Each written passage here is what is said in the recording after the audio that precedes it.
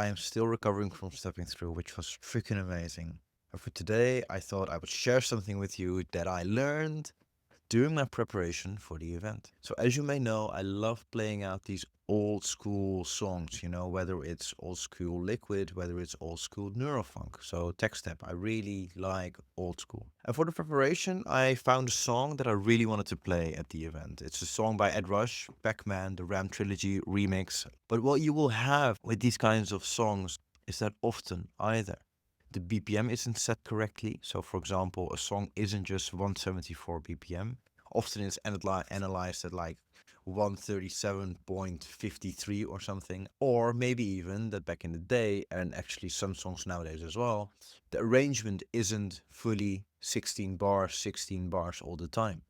So what I like to do then is to create my own little edits of these songs. So over here on my screen, in the middle channel, can you see I'd Rush, the original song. But if I zoom in here, then you can see that all these little markers aren't set correctly. So what I've done is that here on the bottom, I have the same little clip of the top where I cut out 4 bars of it. If I remove this little bit at the end, then, and I start warping this track, just so the end clip in fact matches just the outside. Let's do it correctly. For example, over here, then you will still see that the beats aren't fully set correctly.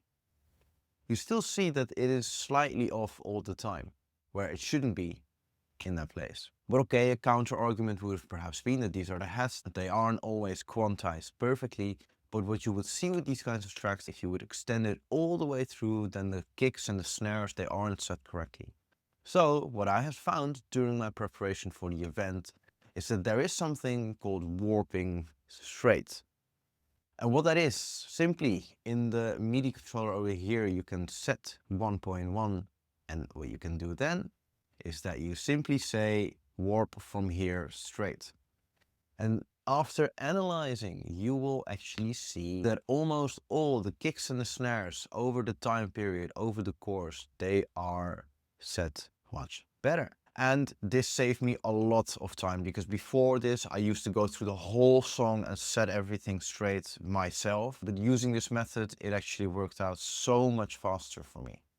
But alright, this was my slight little demo thing of what I had learned during my preparations. I hope I kinda described it correctly for you guys. I am not a technical geek whatsoever. But alright, all of this is about the journey. So this is what I learned along the journey, and on to tomorrow. Peace out. I'll see you then.